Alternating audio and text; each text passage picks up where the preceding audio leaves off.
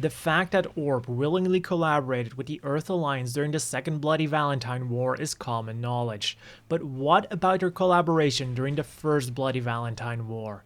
In today's episode of Gundam Lore, we're having a look at something that might surprise you.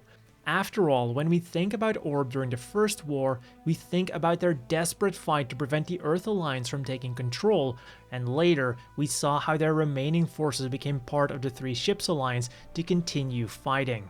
But that's the thing, we only saw what part of their forces did. And even though the Earth Alliance didn't get exactly what they wanted from the first Battle of Orb, the sad aftermath was that Orb would be occupied until the end of the war. And just as with the Second War, certain prominent figures would find a way to benefit from this situation. This time, it was Rondo Gina Sahaku and his sister Rondo Mina Sahaku. Even before the Earth Alliance attacked Orb, the Sahaku family had been working behind the scenes with them.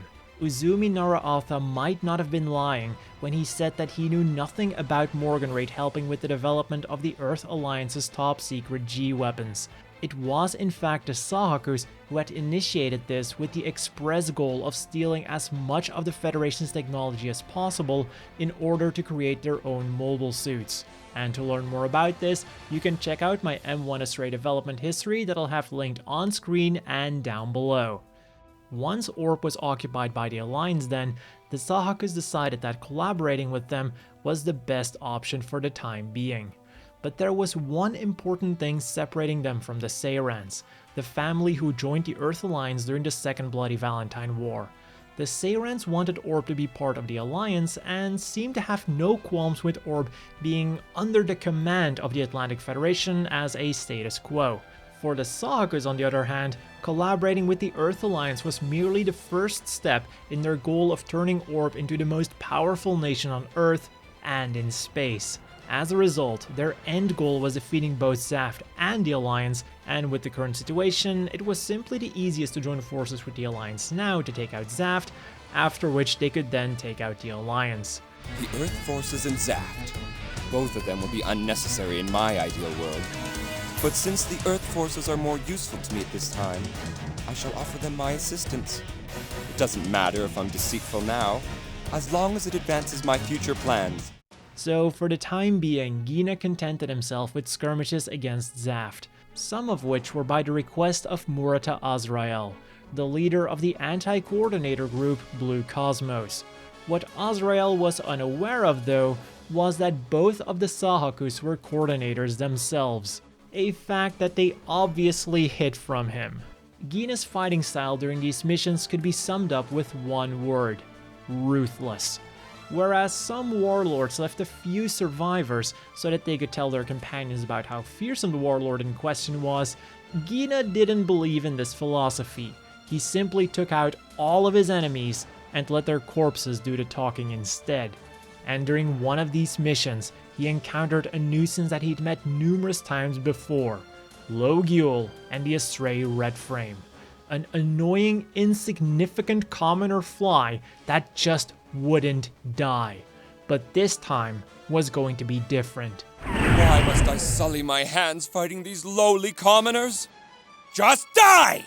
Gina was able to quickly overpower him and was even able to destroy Lo's most prized possession, the Gerbera Straight Katana.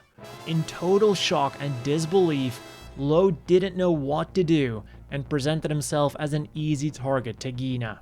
Fortunately for Lo, it wasn't his time to go yet, and right before Gina would have delivered the final blow, Kisato intervened with the Baku Waldfeld Custom. She was then in turn saved by Guy Murakamo and his Blue Frame 2nd L.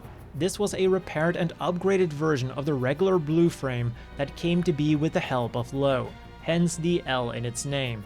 So as a way to repay him, Guy threw him the tactical arms so that he could again fight against Gina. Reinvigorated, he was now able to go head to head with him and was even able to badly damage the Astray gold frame, simultaneously dealing a severe blow to Gina's enormous ego. Lo considered the fight over and foolishly decided to withdraw, turning his back on Gina, who wasted no time shooting him in the back. Normally, Lo would have died, But as luck would have it, the severed piece of his Garbera straight floated right in front of the beam and deflected it. One more last time that his trusted sword would serve him. This is when Guy stepped in and used one of his combat knives to once and for all finish off Gina. If you don't finish off your enemies when you have the chance, they'll just come straight back at you as soon as they have the chance. But at the same time, he sighed that this way of fighting was just like Lo. Guy didn't have any more time to think about it though, as he received a message from Elijah that enemies were headed his way. And since there was nothing to gain for Guy by fighting them, he withdrew as well. The approaching enemy was the Izumo, the namesake for Orbs Izumo class, a single sword calamity launched from the ship to retrieve the gold frame. Even though Gina was still alive when he was brought on board, he died soon thereafter in the arms of his sister. While this was the end for Gina, it wouldn't be the end of the Sahaku's plans for Orb to reign supreme. Mina was more than willing to take over in order to secure this goal. In her own way, of course. But that is a story for another time.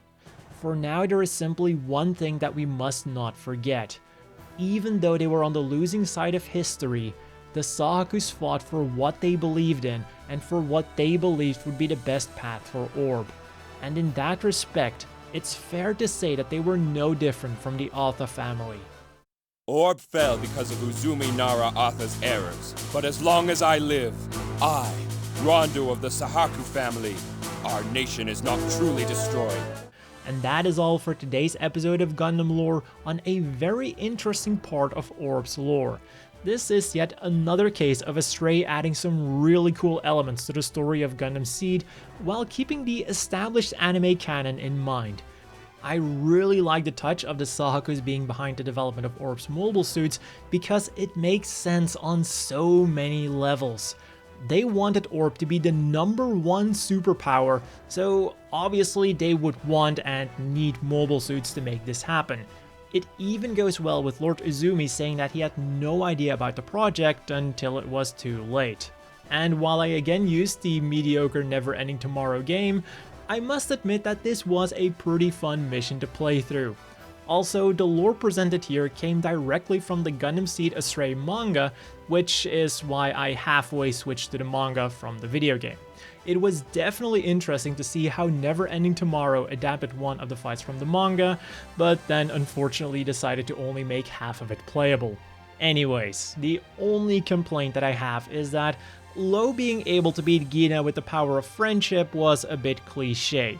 He was getting pounded earlier, but simply Guy throwing him another sword suddenly allowed him to reverse the pounding. Not forgetting that he still at that time had his 2 beam sabers on his backpack, so there was nothing stopping him from using his beam sabers other than the fact that, yeah, he didn't like using his beam sabers because, using energy cost money, but still, your life is on the line here. I think spending a bit of money for that energy for the beam sabers wouldn't have been too big of a deal. Personally, I think it would have made much more sense for Guy to also step in and then beat Gina 2-on-1. It might not have been fair, but going with what was already established in the manga, like how absolutely overpowered Gina was, that was probably the only way they could have realistically defeated him, without Lo using the power of his Nakama to power up his Kokoro, while also pointing out that the way Gina was using his gold frame was Dame, so Lo winning was Atarimai. Anyways, as always, a big thank you to my patron Ibos. I hope everyone has a Daijobu day, and mata ne!